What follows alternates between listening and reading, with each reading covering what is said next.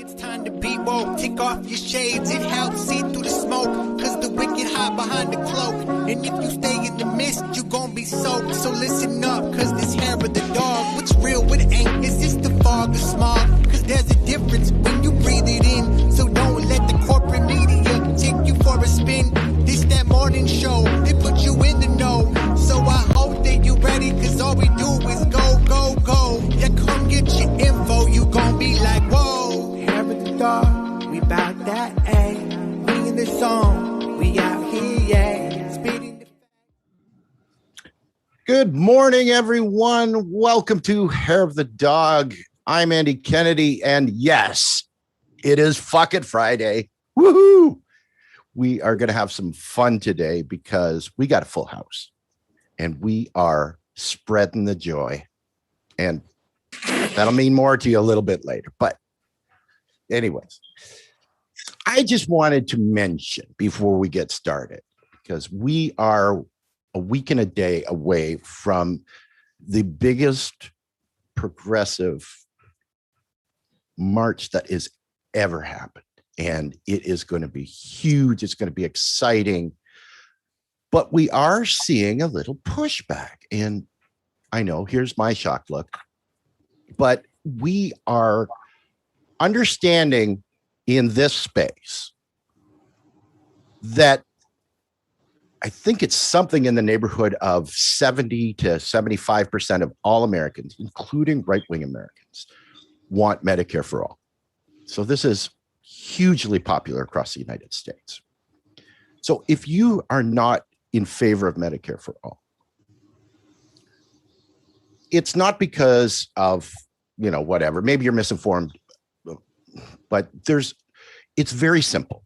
If you're online and you're talking shit about this march for Medicare for all, it's because you don't want it. There is no other reason.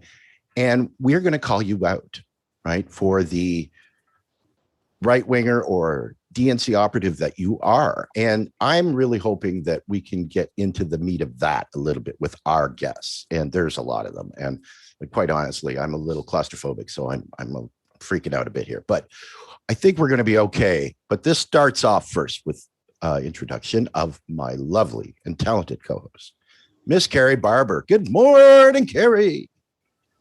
Hey, Andy, good morning. And in case this is your first time joining us, we have a couple rules of engagement and a full disclosure this morning.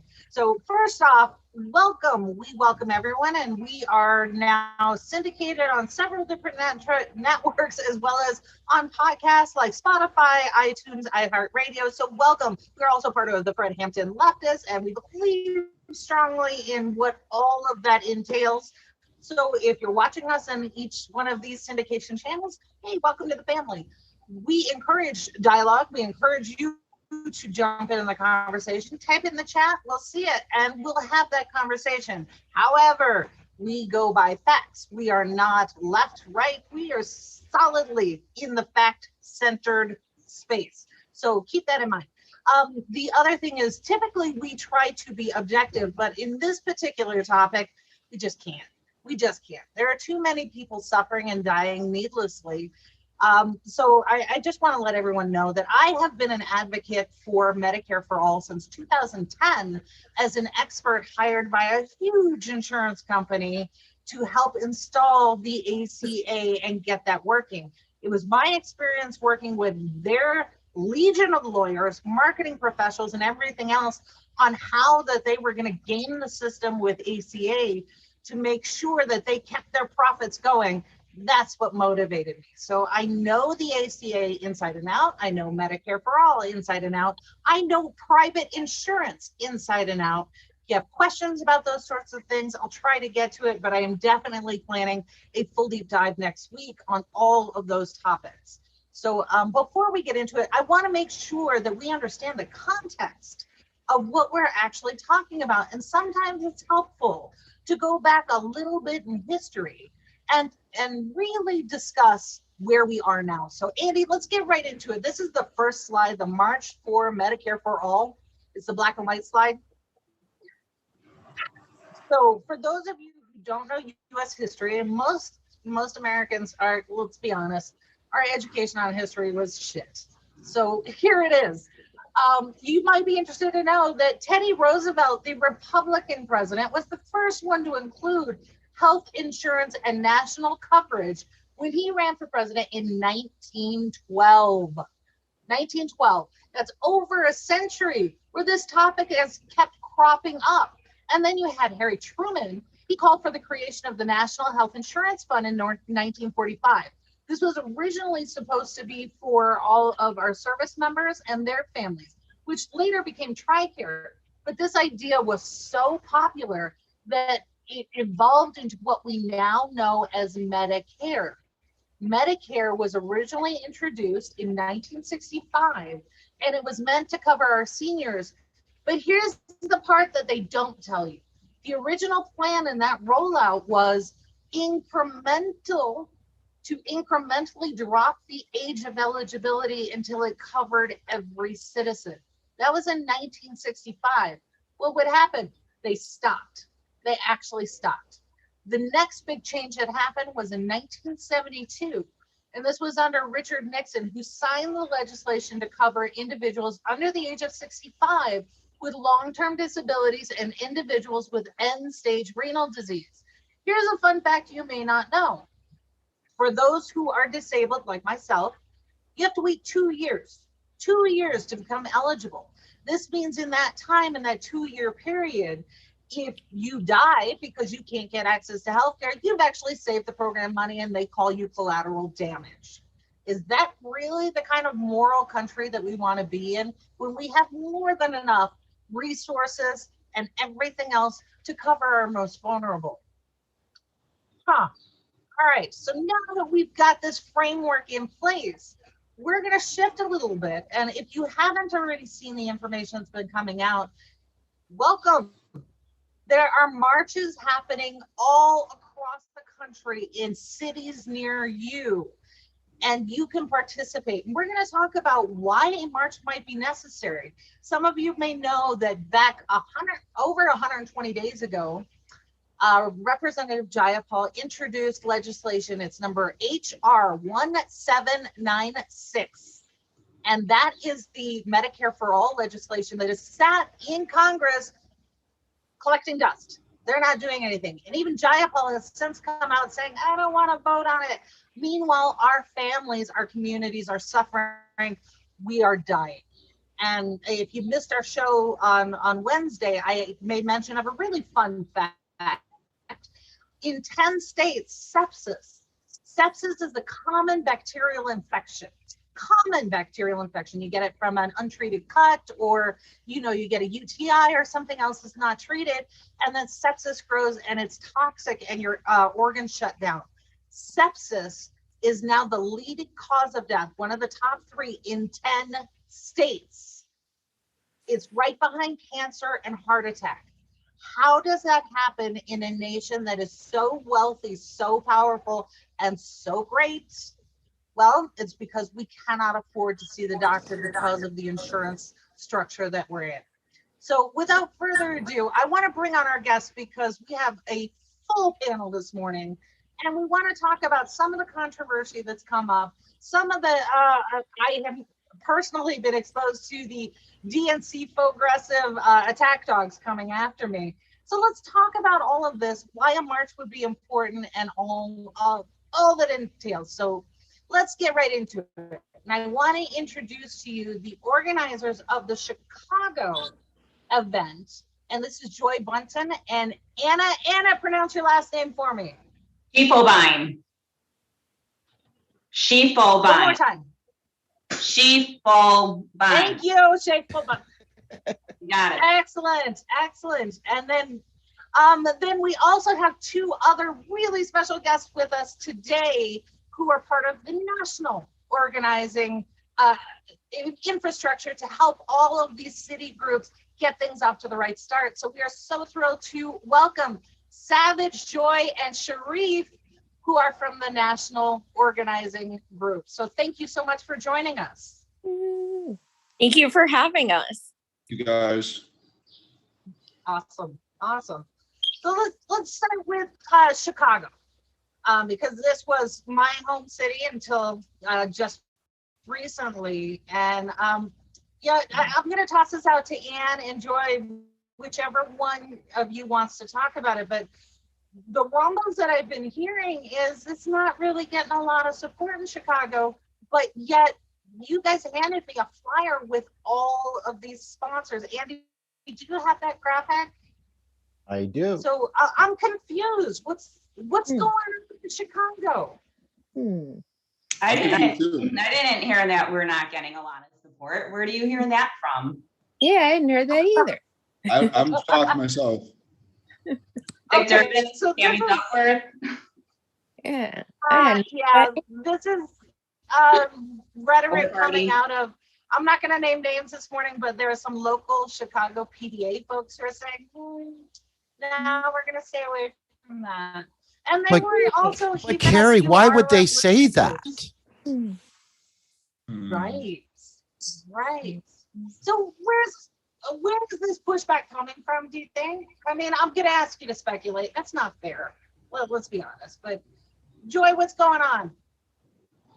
Well, that is surprising because, like Anna said, I hadn't heard anything like that at all. And as a matter of fact, as far as PDA, one of our speakers is Dr. Pam Gronemeyer, who's PDA Illinois and Central Illinois. And she also has a Southern Illinois People for Progress, and she is a PNHP Illinois member. And she's a Green Party member too, an Illinois Green Party member too. Okay, so if that's the case, that's news to me because we definitely have PDA support, and even Dr. Bill, because I had reached out to Dr. Bill Honigman, and he supports it. I was the one to bring in PDA to begin with, so I'm not aware of PDA not supporting it at all. They've stuck with us throughout,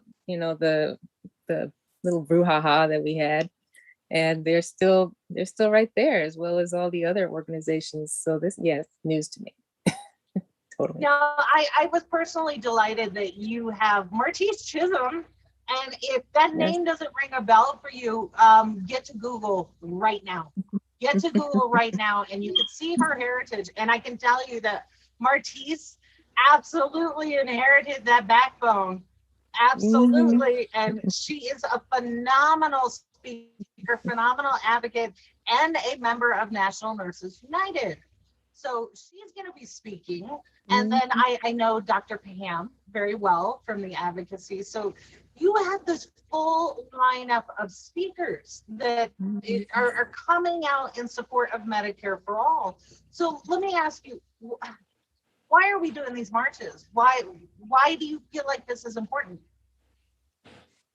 Well, I feel like it's so important because we need to get people on the ground engaged again, because there's so much focus in terms of what's going on in Washington, and we need to bring it back local, bring it back, all politics is local. And so we need to get back out there and make our voices heard, especially when a rep of ours or reps aren't doing what we want them to do. It's like, okay, whatever you say, we're gonna make our voices heard. This is what we want, whatever you think we want. This is what we want, and we want to make our presence known. And we're going to be marching across from Blue Cross Blue Shield building, and we're going to end up with our rally at the Federal Plaza, because it's neither one of our senators support Medicare for all. So that's the whole idea behind our route of going where we're going from, with big corporation Blue Cross, wind up at Federal Plaza. Now, Joy. I remember, sorry, Carrie. I just want to say, now, Joy, do you imagine that this march is going to be a quiet march or a loud march? I'm hoping it's loud. I want it to be peaceful. Yeah, peaceful, but we're hoping to bring some drums and have still a parade. Yes. Excellent. Very loud. And I remember being in Chicago for the DNC convention, which was held in the same hotel as the American Medical Association. And we were hosting a rally in front of Blue Cross Blue Shield. So for those of you who are not familiar with the geography of Chicago, the hotel was just a few blocks, not far from the Blue Cross Blue Shield building. And what was interesting to me is we were hosting this huge rally, and I covered it for Real Progressives. And then people walked over, and we were talking to some of the administrators and the doctors and nurses as part of the medical convention, and they were all quietly nodding their heads going, yeah, we definitely want this. And talking to those people as they were taking votes about policy and programs, by the end of that 2-day event, they were coming out high-fiving the activists who are trying to promote Medicare for all. Meanwhile, in the DNC convention, the exact opposite was happening. We had a very impassioned speech by Nina Turner, and she was trying to convince the Democratic Party to support and embrace this, and was getting the cold shoulder. So let me ask you, why do you think a march now is going to help any of this? Who is this actually for? Well, I would say it's for us, because this is, for the people, by the people. This is us. It will let the powers that be know that we will not be dissuaded by what they do. They can try to ignore us or think that that no matter what, that we're going to be okay with what they do. But no, we're not okay with it. This is what we want. We've been wanting it, and they keep sending signals that they don't care, but we care. And we don't care that they don't care, because this is what we want, and we want it now. We've been wanting it, like you said, that we've been talking about it. We've had presidents that said they wanted it, and the people said they want it. And so no matter what they do, this is what we want, and we're not giving up. This is what we want, and we're fighting for. Yeah, we're working together to get the Medicare for all. I'm marching for the person who has cancer, and they don't have to worry about the medical bills.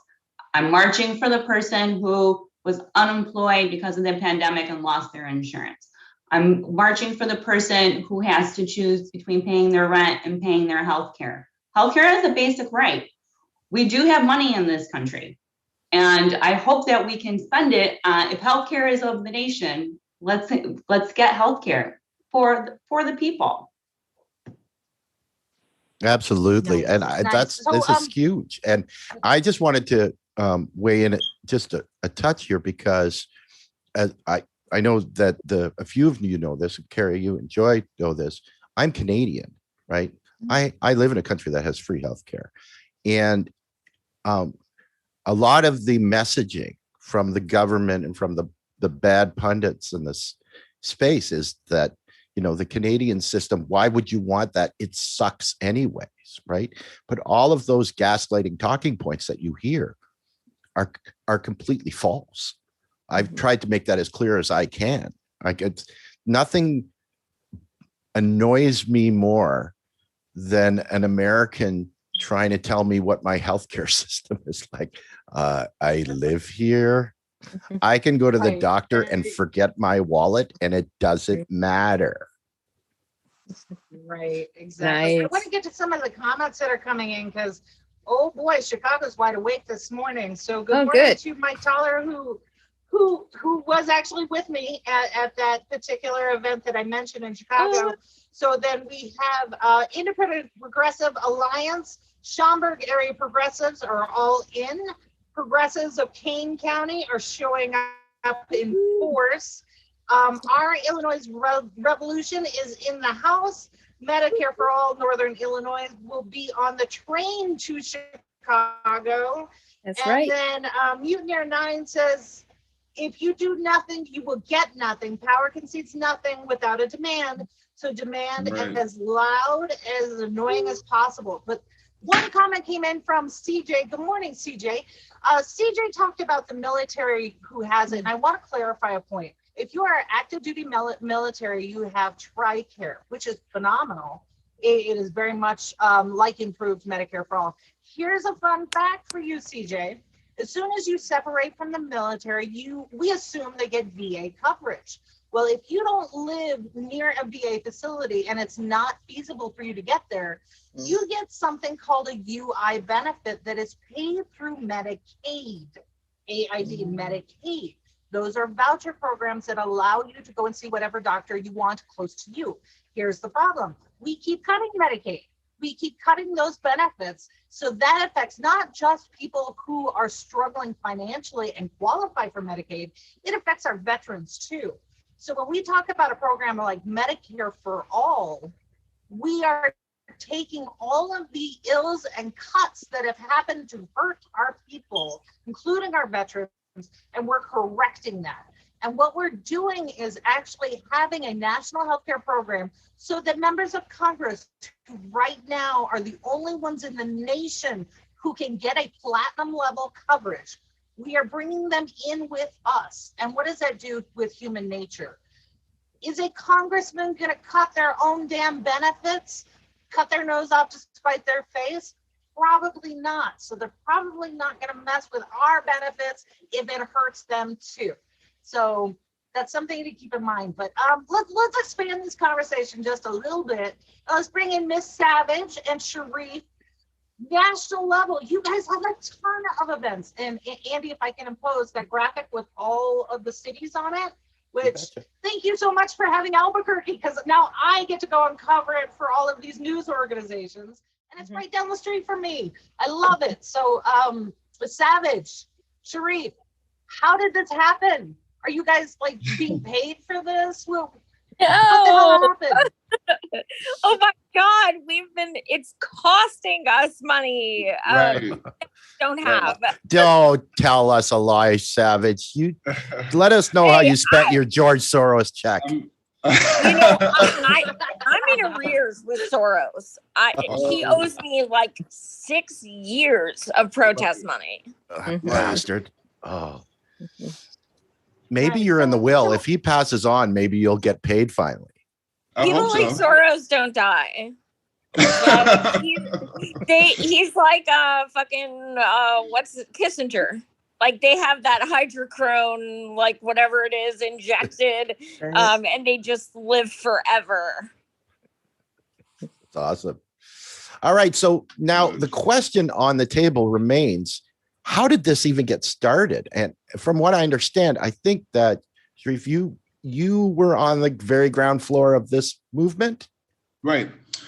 So what happened was that when the pandemic started, believe it or not, I love and hate telling this story because it upsets certain people. So when Bernie Sanders said now wasn't the time for Medicare for all, that kind of like triggered me to go out and do something, because I'm one of those people that wasn't politically active. I'm a new organizer. I was the kind of person that stayed home. I watched like podcasts like you, and never was politically engaged. So that was like an awakening for me to just want to get off the couch and be proactive. But I didn't do anything at first because obviously we was in a pandemic. So I kind of waited like most people to wait it out. Maybe there's some backroom deal that I'm not aware of. And then when Forced to Vote happened, I was like, okay, this is it. Maybe this is what Bernie was saying. Now wasn't the time. Maybe that's the time. Maybe Forced to Vote was that critical moment to get healthcare in this country.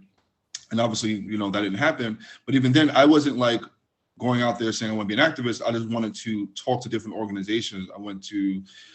I joined the People's Party SLAG. I joined the Sunrise Movement SLAG. I joined the Arab Revolution SLAG. I joined the whole Washington SLAG, Rise and Resist. There was a lot of different organizations that I reached out to, that I followed on Twitter or followed on Facebook or other means, and just reached out to them folks and asked them, what's the next step? What are we doing? And Ricky Dunlop is someone who I met on the Forced to Vote SLAG, and a lot of our members were part of the Forced to Vote. And we went out and we started protesting in front of AOC's office around Forced to Vote. Things started, and then we just really felt that nothing was panning out with this, and none of the organizations that I tried to reach out to, I wasn't reaching anyone, I guess, for lack of a better word, who had who can give me a yes or no. We're gonna hit the ground running with this. So I just felt like this was too slow. So I told Ricky we had to go back to DC. I wanted to go to DC. I was planning on to, but I couldn't go. So I was like, we have to go to DC. We have to do something. We have to organize a march because we're not getting any answers from anybody. This is not helping. And then so I was on the Forced to Vote Slack and the People's Party Slack, and I started organizing with a lot of People's Party members, a lot of Green Party members, a lot of people from Our Revolution. So a lot of people, we don't have endorsements from everybody, but a lot of these members are working with us. So when we started at 5, and then it grew to having more members, but we only still had one march. And so we had a roadblock. It was like, well, how do we fund people to get to DC? So then the conversation started, well, maybe we do more marches. And so people was like, well, we'll do a march in LA. And then we went from 1 march to 2 march to 3 march, and then it started to snowball. And then more people we started to organize with online through Twitter, through the Slack, through these social media programs. That's how the movement grew. So we met people, we called people on the phone, we emailed people, we went to Zoom meetings, and then we started tweeting things out. And then I reached out to Joy, asking Joy, would she, answer the call, would she come to the DC March? And, Joy loves telling the story because she assumed that I was asking her to be like an organizer or a speaker or something. And at that time, I didn't even know anything how any of this worked. Because again, I'm still new to activism, I'm still new to organizing.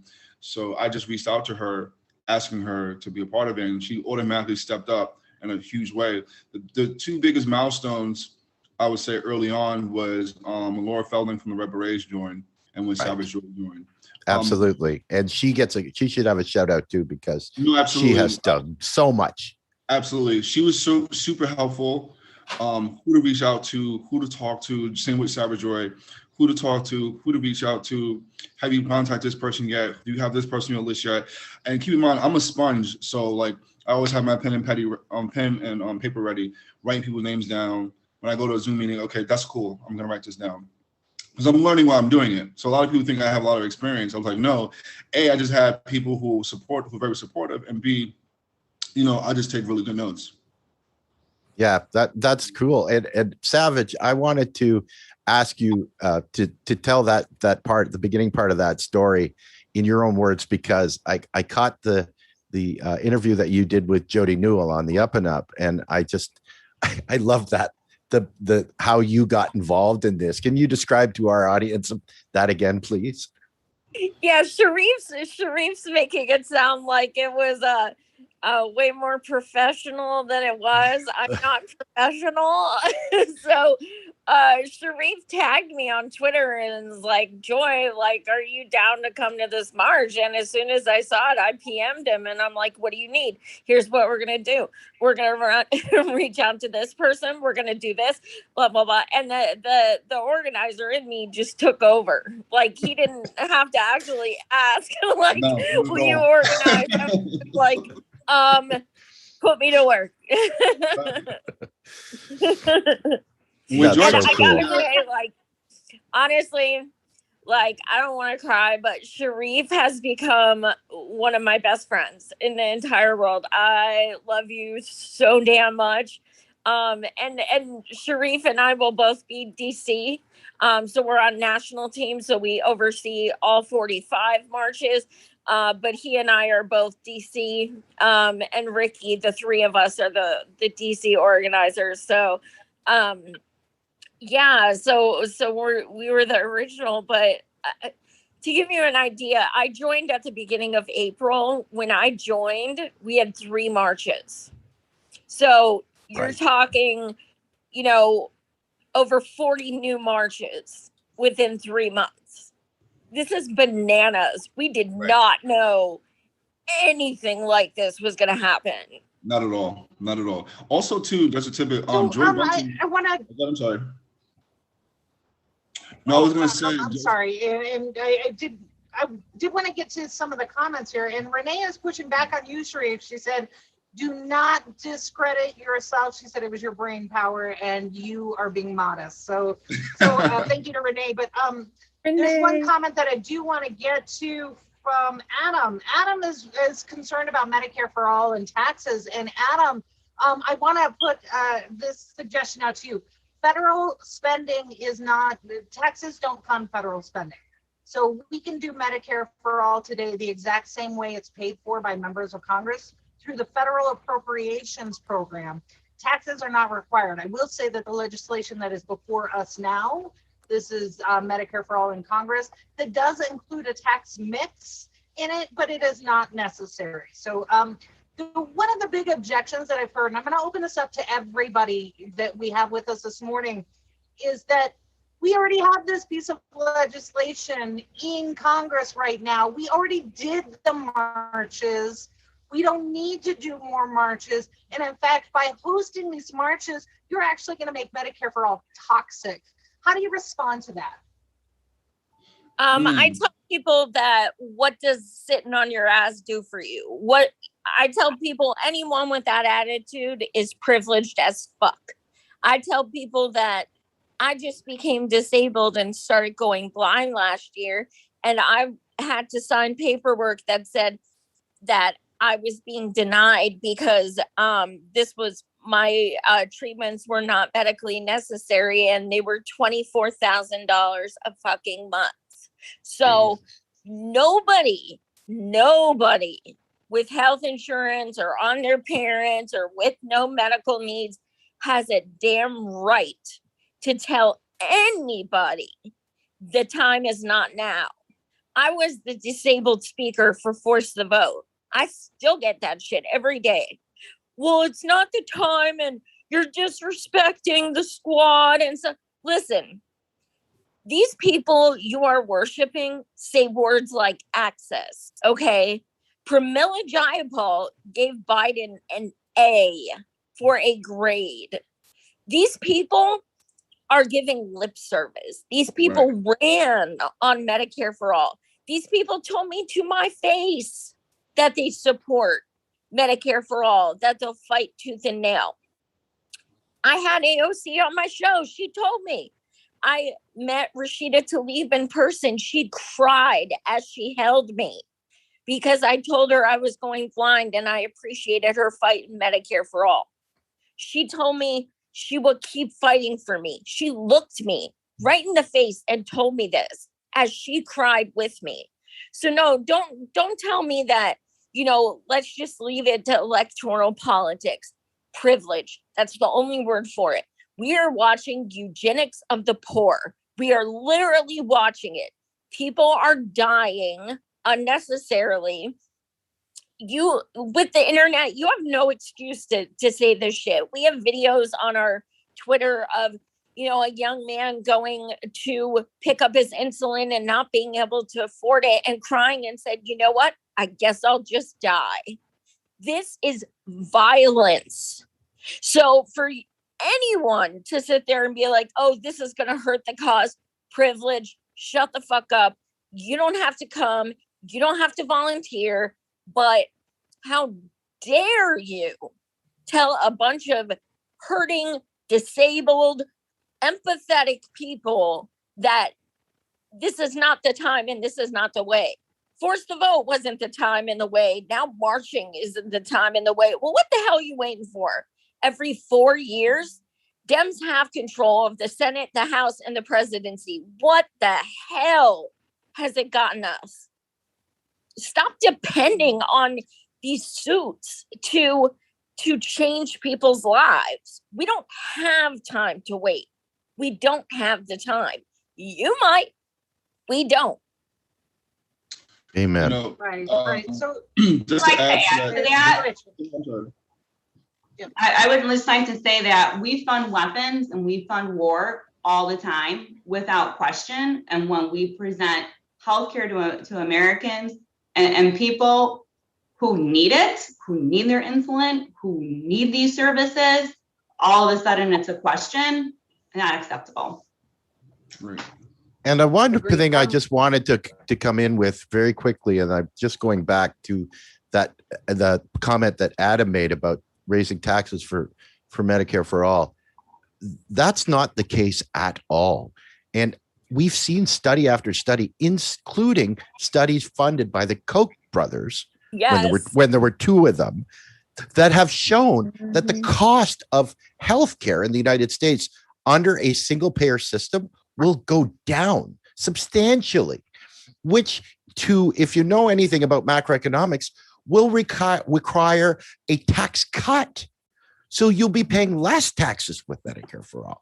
And so all of those talking points that I was referring to at the beginning of the show, they're completely bullshit, total bullshit.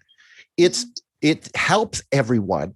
It keeps people whole. They don't have to go into bankruptcy just because they get sick or injured. And people will have more money in their pocket because they're not doing the copay thing, and they're not paying for all of the fees and services, and they're paying less taxes. Yeah, not just people, but businesses, small businesses. And I think that's the key. We had Horace Pearl as a guest, and he's part of the Patriotic Millionaires. We talked to him.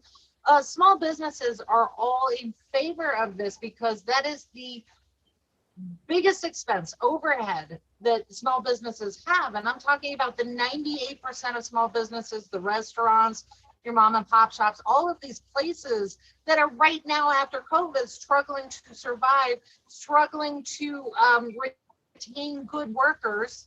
And this would actually help with the fight for 15 if they weren't having to pay so much for overhead on healthcare and taking care of their workers. So that's another component we haven't even touched on. But let me get to one more question about the detractors here. So we have heard, and this one always makes me laugh because I know some of the people who are saying it are themselves grifters, but it's kind of a deflection thing. Sharif, are you a grifter? Are you just collecting all of this money, putting it in your pocket? Where's this money going? Oh, absolutely. I'm pocketing everything. I'm going on vacation next week, right after the march. He's taking all of the money and going to Milwaukee. The night of the march, me, Sharif, and all our comrades are having the biggest pool party you've ever seen. Right, and noodles for everybody. Yes, noodles for all. And I don't know where they think we're getting this money, because we have a fiscal sponsor and we don't have shit. So I don't know where they're, I mean, and not to mention there's 45 marches that this shit is getting spread across. So I posted is like, just myself, I've charged over $3,000 between renting the sound system, and then we have Ricky who spent like $2,000 on renting porta pots, and then we have Sharif who spent money. We have 3 organizers in DC, and we've spent about $6,000 on our credit cards just for that one march. Now, keep in mind, I haven't had income in 19 months. I'm disabled, and my Social Security finally starts the end of this month. So these are people, when people use that the overused stupid ass word grifter, they either don't know what it means or they're just being ignorant on purpose, because we have got nothing. We literally are spending money to make this shit happen. Well, in Chicago, we could use a bunch of donations because I don't have any money to put on a credit card. So I don't have any credit. So when this is all over, if you want to get a hold of Savage Joy, you'll have to look in the city of Fargo and look for Svetlana. Yes, Svetlana Bobush. I have come from Russia to talk about the objection of the Medicare for all. And even though I have it in Russia, I do not want the United States to have. That's exactly right. So, Joy, you mentioned that you need donations for Chicago. So how do people help you? In particular, and I gotta say, I'm so proud of my city because Chicago is representing. I'm seeing people from Indiana in the chat going, "Yeah, we're gonna be there. We're gonna be there." Oh, great! Yes, awesome. I love it. Yes. So how can people help with the Chicago events? Well, there is a link that the ADA has provided just for us. So if you provide that link, it's just for us. If you click on that and you donate to that, then it will definitely just go just to our mark. We need all the help we can get because we like to have the porta potties, but we don't have the front money to provide to actually book these porta potties. And we got the sound guy, but we need to be able to give money in his hand for him to say, I'm definitely going to be there. So we could definitely use, people putting that, click, click, click, click, click, please, click, click, click. Well, Joy, what's cheaper, porta potties or Depends undergarments? Well, Depends are cheaper. That's true, but I'd rather not let people do that because we're trying to also appeal to the people with disabilities because one of the porta potties will be for wheelchair access. Right. We definitely would like that as well because there are some places nearby that you can use their facilities, but it would be great if it would be right there. Yeah, absolutely. Need to use.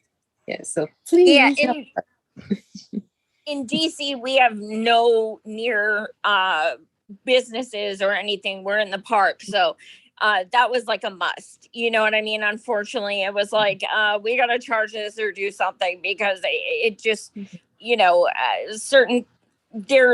I think it was over a mile to the nearest bathroom, and we're expecting in DC a hell of a lot of people.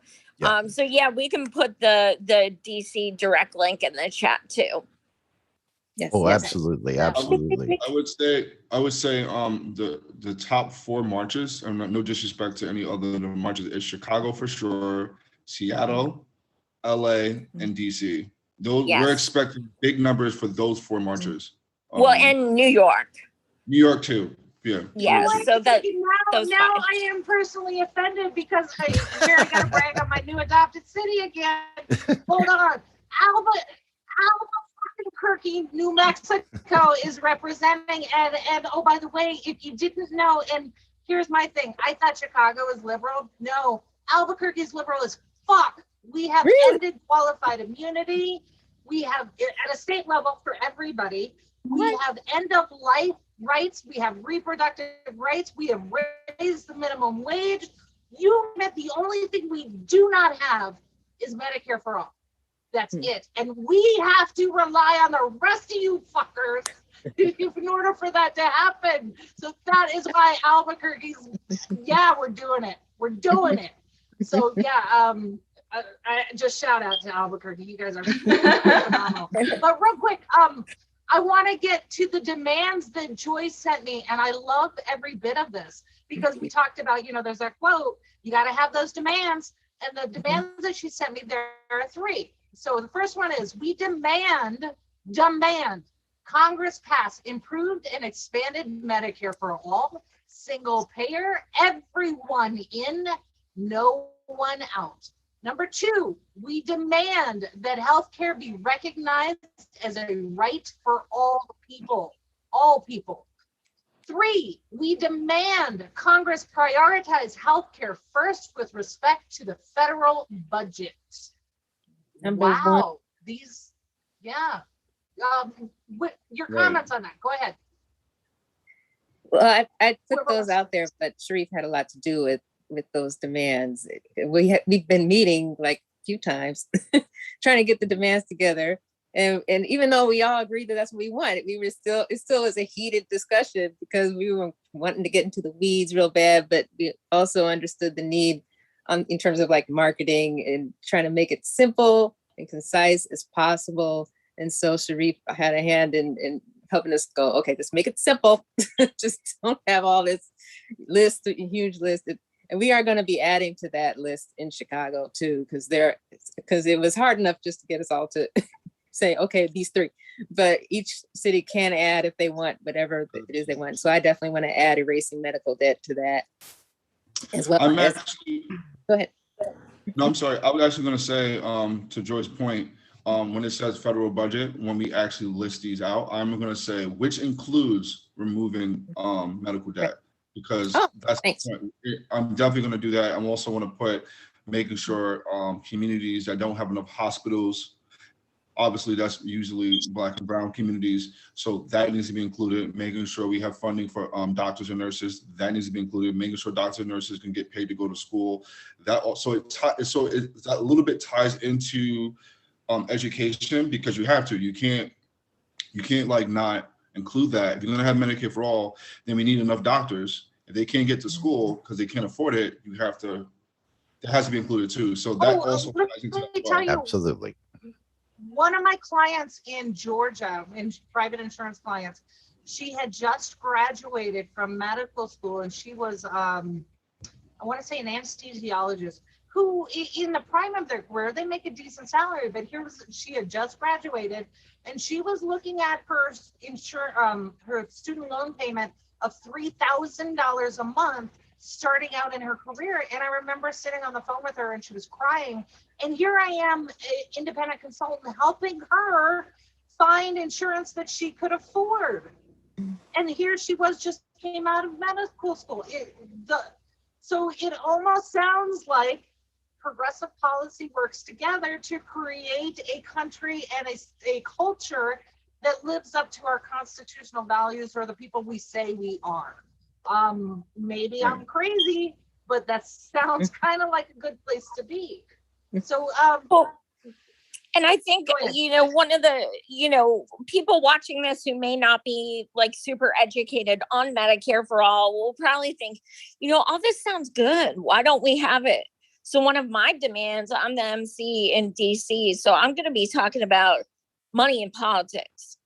Money in politics is why we don't have it. That's why.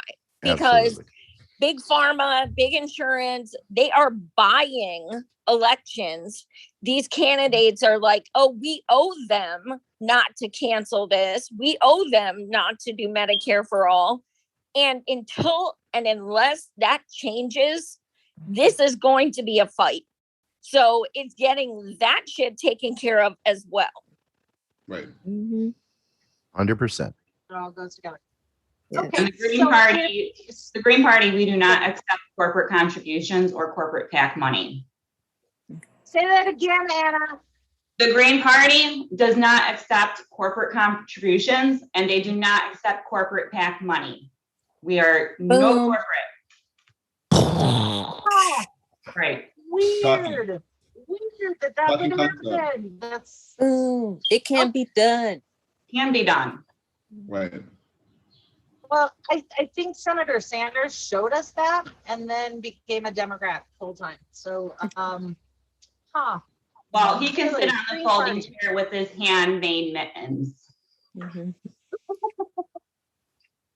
I love it. And okay, before we get out of here, I gotta mention this because it didn't come up.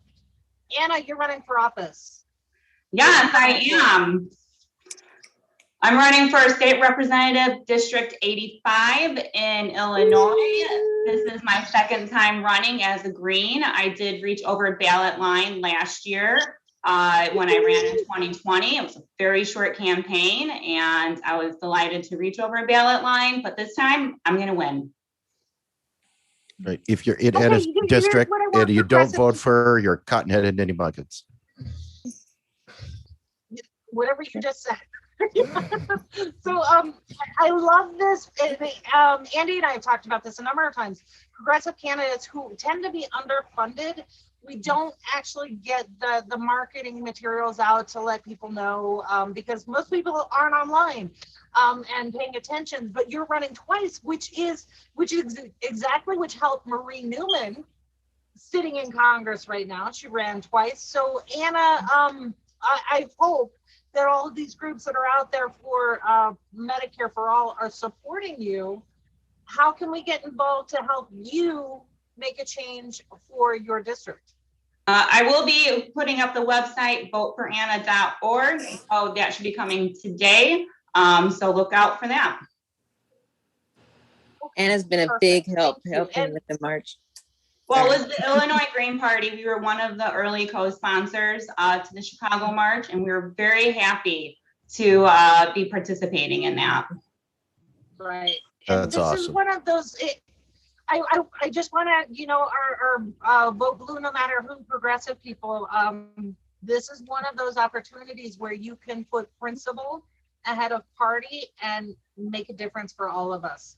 So please consider that. And here's Anna, who is not only walking the talk, but she is putting her life on hold to run for office yet again. So if you were not familiar with Anna and her candidacy, you are now. No excuses. Please get involved. So, and she's a mom.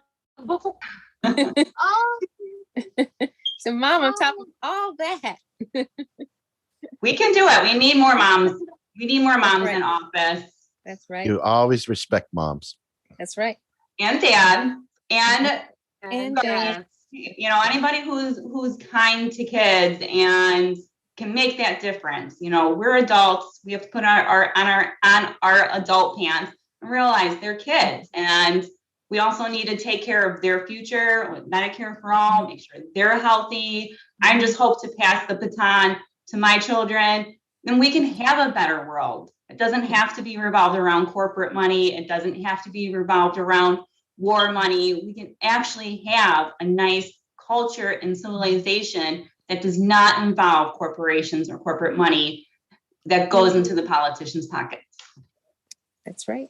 And this and this lets the capitalists know. This march declares to all of the capitalists, all the neoliberals, all of the centrists, that this is coming and it matters, and it's going to do it.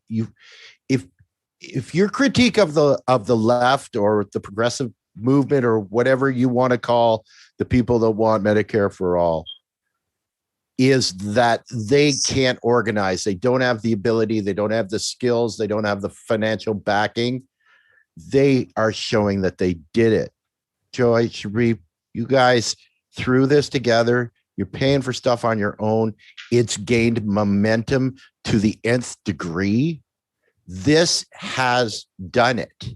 Okay. This shows everyone that it puts that rumor to bed that the left can't organize. We've done it. Right. So now we got to go out and get as many people out there and show them how we do it, because they can ignore, the politicians can ignore you. The mainstream media can ignore you, but thousands of people coming up the street cannot be ignored. And that's huge. Absolutely. And thank you so much for saying that. I think a lot of people think we're like this organization or something, when really it's just a bunch of us individuals from across the country who are pissed off, who want to see a better humanity. And that's all it is. So, you know, when people are naysayers and stuff, like, it blows my mind, because it's like, A, what are you doing? And B, like, y'all use hashtags, general strikes and stuff. Well, that's not going to happen unless there's already been some foundation laid. This has never been done, ever. You've seen like nationwide women's marches, but they're corporate, things like that. This is literally as grassroots as it gets. There is nothing more grassroots than a bunch of poor ass people coming together, organizing 16 hours a day, you know, absolutely exhausted just to do this. This has never been done. So, you know, and that's not to be sanctimonious. That's just to say, like, you know, when people are naysayers about it, it's just like, you guys have no idea how much work we have put into this. And we are laying groundwork, whether you like it or not. Absolutely. This is the template. If you want to organize, this is the template to go by, because it works, right? Absolutely. Maybe ending qualified immunity could be next. I think they just let all the progressive policies fall over like dominoes now. Yeah, so Anna, you and I need to talk about how we ended qualified immunity here in New Mexico. It's easy, especially based on Illinois law. I'll show you how to do it. What? Like that. Yes. Oh, absolutely. It is easy. And so I just want to thank the chat is blowing up today. And what is what is heartening to me is everybody in this chat is sharing information back and forth, credible, factual information. You guys are awesome today. Thank you. And so much support is coming in from everywhere, particularly for Chicago, because I was nervous for a little while.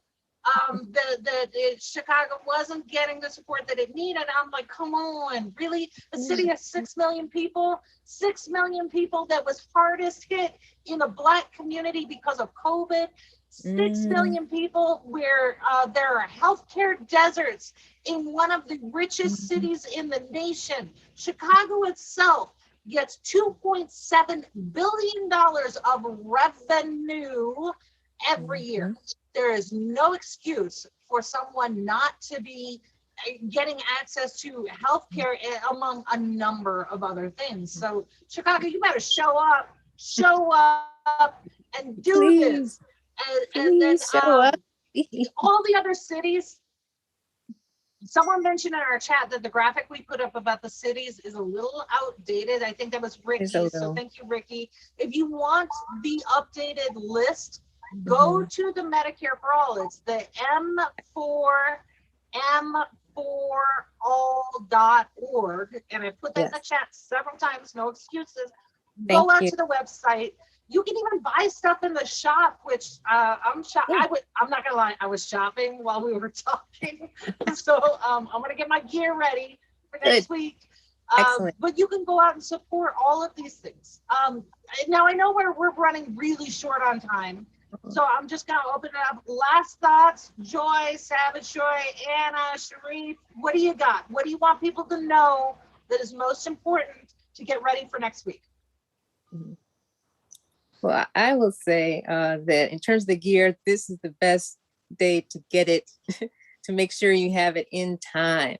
Because if you get just a t-shirt, there's not that much of a problem with getting your t-shirt on time. But if you want to add to that and you want to get extra things, then you definitely, this is the day.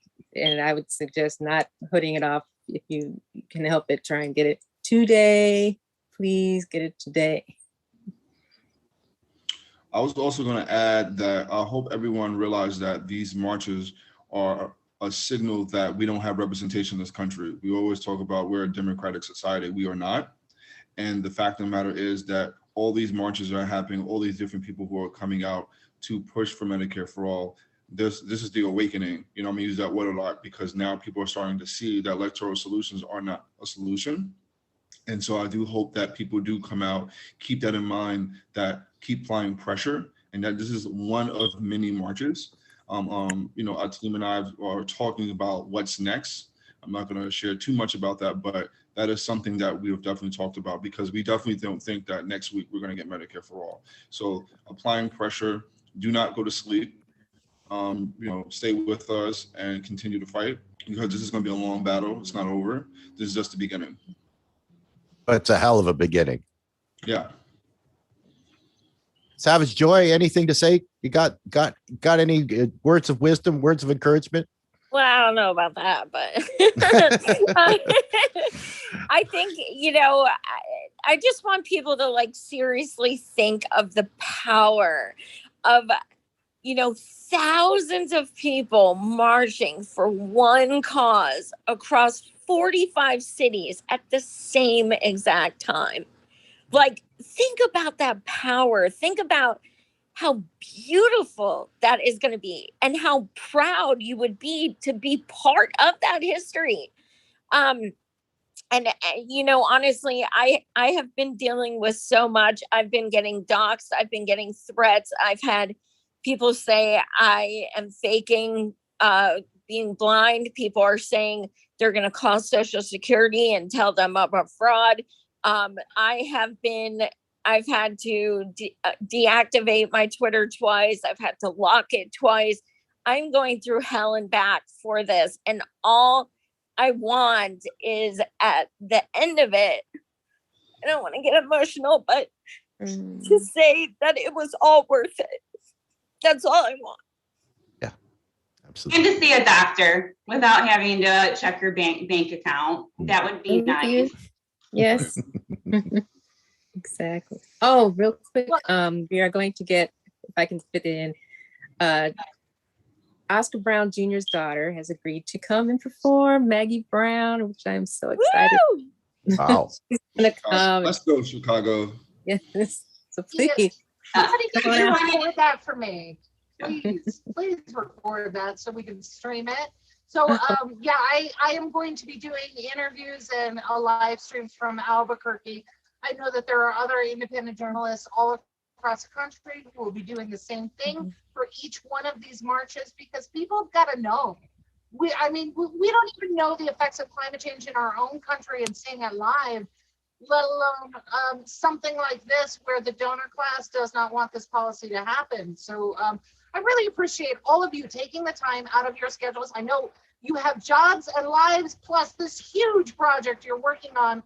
So it was such a joy to have all of you Times here two. and join us this morning. Yeah, double the joy.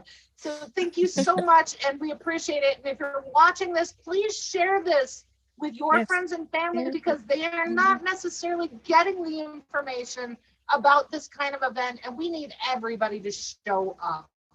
Please do your part to share it and get everybody involved, make it a family outing, and thank you so much. So Andy, as always, final thoughts and take us out.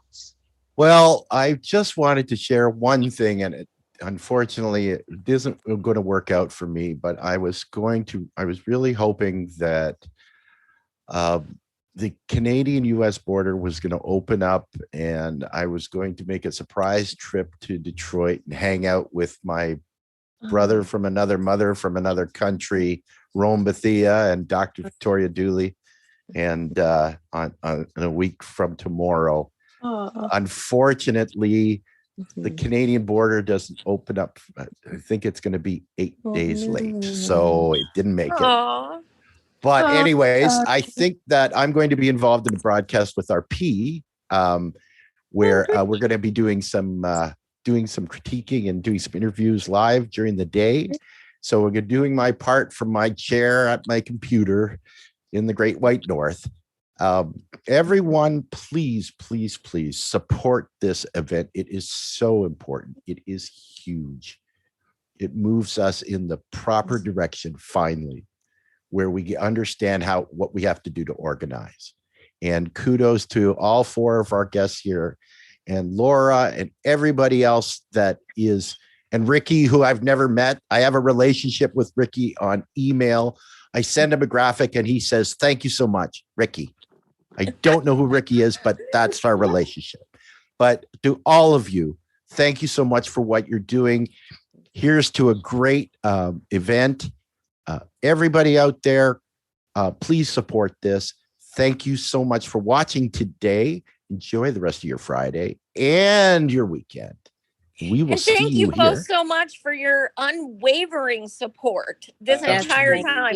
You are one of the indie media places who has been 100% since day one, and we appreciate it so much. Well, we are glad to do it.